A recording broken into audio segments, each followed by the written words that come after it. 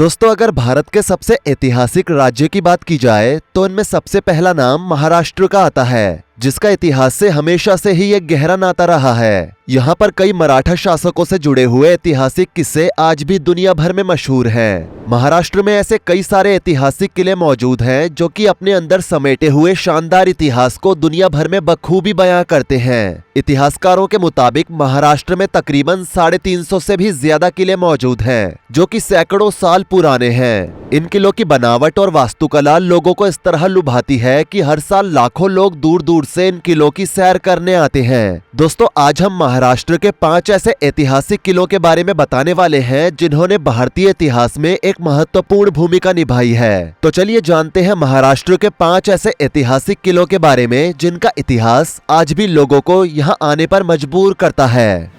Number 1, Dhodap fort.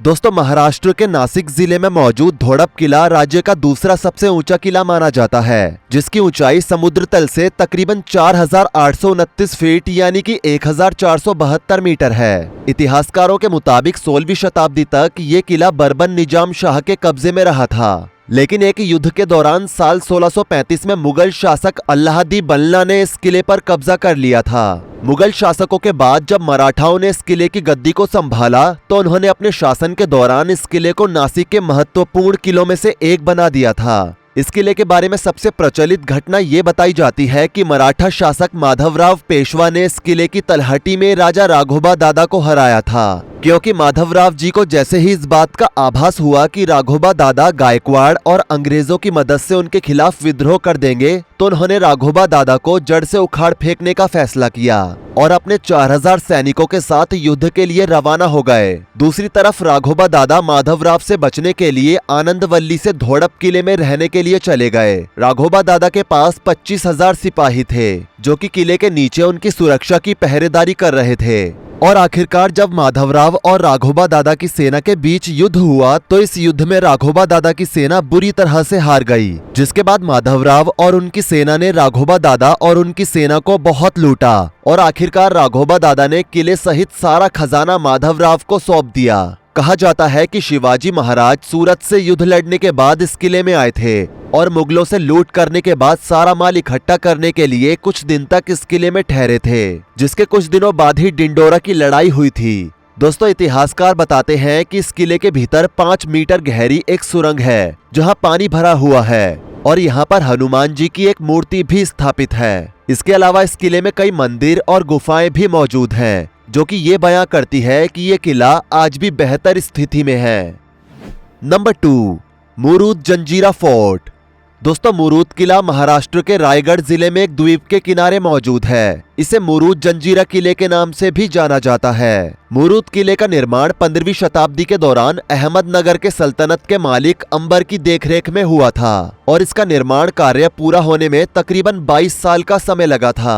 22 एकड़ क्षेत्र में फैले हुए इस किले के भीतर 22 सुरक्षा चौकियां बनाई गई थी। यहाँ सिद्दीकी शासकों की कई तोपें अभी भी रखी हुई हैं, जो कि हर सुरक्षा चौकी में आज भी मौजूद है। आपको बता दें कि ये किला 40 फीट ऊंची दीवारों से घिरा हुआ है और इस किले के बारे में सबसे खास बात ये बताई जाती है कि ये किला कभी भी दुश्मनों द्वारा जीता नहीं जा सका। कहते हैं कि ब्रिटिश, पुर्तगाली, मुगल, शिवाजी और संभाजी महाराज समेत कई शासकों ने इस किले को जीतने का अथक प्रयास किया, लेकिन वो अपने इस मकसद में कामयाब नहीं हो सके।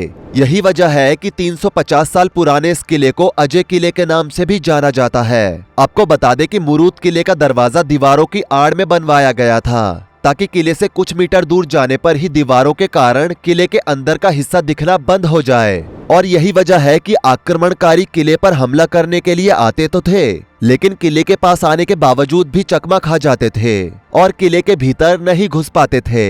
दोस्तों, इस किले के भीतर मीठे पानी की एक झील भी मौजूद है। वैसे तो ये किला समुद्र के खारे पानी के बीच में मौजूद है, लेकिन इस झील में बहने वाला पानी मीठा है और ये मीठा पानी कहां से आता है, ये अभी तक इस किले का सबसे बड़ा रहस्य बना हुआ है। Number 3, Sinhagad fort.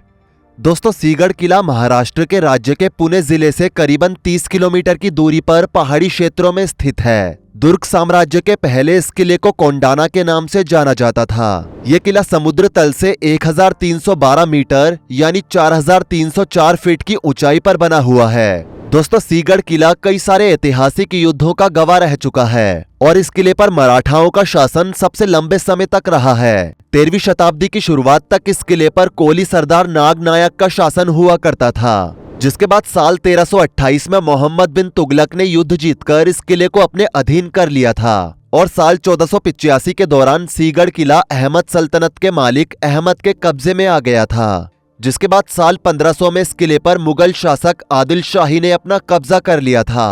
पुरंदर की संधि के दौरान जब इस किले के बारे में मराठा शासक शिवाजी महाराज को पता चला तो उन्होंने इस किले को मुगलों से जीतने की योजना बनाई। वहीं दूसरी तरफ शिवाजी की सेना के सूबेदार तानाजी मालुसरे के बेटे की शादी की तैयारियां चल रही थी, लेकिन इसके बावजूद शिवाजी के अनुरोध करने पर तानाजी मालुसरे अपने 300 सैनिकों के साथ सीगढ़ के किले पर कब्जा करने के लिए चल दिए। उनकी सेना में उनके भाई और उनके मामा शेलार भी शामिल थे। मौके की स्थिति काफी ज्यादा खराब थी, क्योंकि किले के आसपास की जमीन समतल होने के कारण सुरक्षा चौकी पर चढ़ना काफी ज्यादा मुश्किल था। लेकिन किले का एक हिस्सा ऐसा भी था जो कि निगरानी मुक्त था, और वो थी एक चट्टान। जब तानाजी की नजर उस चट्टान पर पड़ी तो वो इस चट्टान के सहारे अपने योद्धाओं के साथ किले पर चढ़ने में कामयाब हो गए और किले पर धावा बोल दिया। हालांकि दूसरी तरफ मुगल अधिकारियों को इस हमले की भनक तक नहीं थी। जब यह भयंकर युद्ध शुरू हुआ तो युद्ध के दौरान मुगल सैनिक उदयभान ने तानाजी को मार डाला और तानाजी की मौत के बाद उनके चाचा शेलार ने लड़ाई की कमान संभाली और उदयभान को मौत के घाट उतार दिया, जिससे पूरा किला मराठाओं के कब्जे में आ गया और आखिरकार तानाजी की वीरता के कारण मराठाओं की जीत हुई। युद्ध विजय के बावजूद भी शिवाजी महाराज तानाजी की मौत से काफी दुखी थे और उन्होंने तानाजी के सम्मान में ही इस किले का नाम कोंडाना से बदलकर सीगढ़ किला रख दिया। Number 4, Pratapgarh fort. दोस्तों प्रतापगढ़ किला महाराष्ट्र राज्य के सतारा जिले में मौजूद है। आपको बता दें कि ये किला महाबलेश्वर हिल स्टेशन से 24 किलोमीटर की दूरी पर है और ये किला महाराष्ट्र का सबसे विशाल किला भी है। प्रतापगढ़ किला जमीन से तकरीबन 3500 फीट की ऊंचाई पर बनाया गया था और इस किले का निर्माण साल 1656 के दौरान शिवाजी महाराज के द्वारा करवाया गया था। प्रतापगढ़ किला अंदर से 2 भागों में बटा हुआ है। इस किले के उत्तरी हिस्से में कई इमारतें, वहीं दूसरी तरफ पश्चिमी हिस्से में महादेव का एक विशाल मंदिर मौजूद है, जो कि 250 मीटर की ऊंची चट्टानों से घिरा हुआ है। इस किले के अंदर शिवाजी महाराज की कुलदेवी मां भवानी का एक मंदिर भी मौजूद है। दोस्तों ये किला शिवाजी महाराज की वीरता का सबसे बड़ा प्रमाण माना जाता है। ऐसा इसलिए क्योंकि इतिहास के मुताबिक शिवाजी महाराज ने इस किले में मुगल शासक अफजल खान को मौत की नींद सुलाया था। साल 1659 की बात है, जब शिवाजी महाराज जगह जगह अपना साम्राज्य विस्तार करते जा रहे थे तो इस बीच कई मुगल शासक उन पर अधिकार जमाना चाहते थे और इस दौरान मुगल शासक अफजल खान सामने आया। अफजल खान धोखे से शिवाजी महाराज की हत्या करना चाहता था और इसके लिए उसने शिवाजी महाराज के पास प्रतापगढ़ किले में मुलाकात का संदेश भेजा। शिवाजी महाराज ने अफजल खान का संदेश स्वीकार किया और 10 नवंबर साल 1659 को किले में दोनों की मुलाकात तय हुई। शिवाजी महाराज और अफजल खान की मुलाकात प्रतापगढ़ किले के शामियाने में हुई। अफजल खान शिवाजी महाराज से गले मिलने के बहाने उनको मारना चाहता था और जब वो शिवाजी महाराज से गले मिला तो उसने अपने हाथ में छिपाकर रखा हुआ चाकू शिवाजी महाराज की पीठ पर घोंपने की कोशिश की, लेकिन शिवाजी महाराज ने सतर्कता बरती और अपने हाथ में रखे हुए भागनख से अफजल खान का पेट चीर डाला। अफजल खान को मरता हुआ देख उसके सैनिक सैयद बंदा ने शिवाजी महाराज को मारने की कोशिश की, लेकिन शिवाजी महाराज के सैनिकों ने उसे भी वही मार गिराया। दरअसल शिवाजी महाराज अफजल खान की हरकतों से पहले से ही वाकिफ थे। वो ये अच्छी तरह से जानते थे कि अफजल खान उन्हें धोखे से मारने के लिए ही उनसे मिलना चाहता था, जिस वजह से उन्होंने अफजल खान को मजा चखाने के लिए पहले से ही अपने हाथ में बागनख पहन रखा था।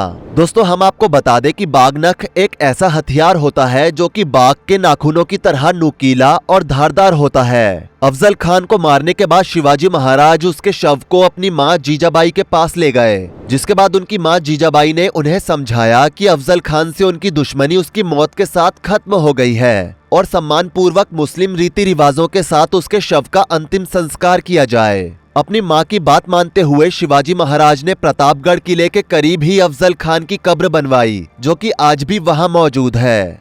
Number 5, Colaba fort.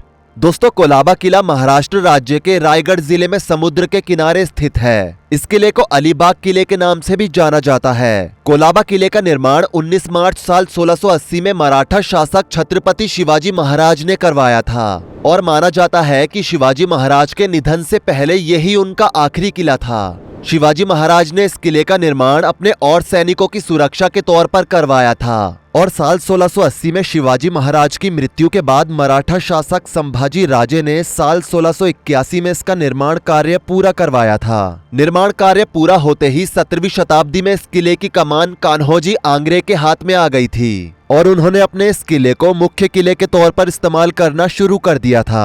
वो इस किले को ब्रिटिश जहाजों पर छापेमारी के लिए इस्तेमाल करते थे। 17 नवंबर साल 1721 में आंग्रे की हरकतों से नाराज अंग्रेजों ने कोलाबा के खिलाफ एक अभियान में पुर्तगालियों का साथ दिया और 4 जुलाई 1729 में कान्होजी आंग्रे की मृत्यु के बाद अंग्रेजों ने किले पर कब्जा कर लिया और किले में जुटाया गया सारा धन यहाँ से लूटकर ले गए। साल 1787 में इस किले में एक भीषण आग लगने की वजह से इस किले के अंदर की कई इमारतें नष्ट हो गई थी। वैसे दोस्तों, कमेंट करके बताइए कि आपको भारत का कौन सा किला सबसे शानदार लगता है। जाने से पहले वीडियो को लाइक शेयर जरूर कर दें और ऐसी ही और वीडियोस के लिए इस चैनल को सब्सक्राइब करके साथ में बेल नोटिफिकेशन को भी ऑल पर सेट कर लें। धन्यवाद।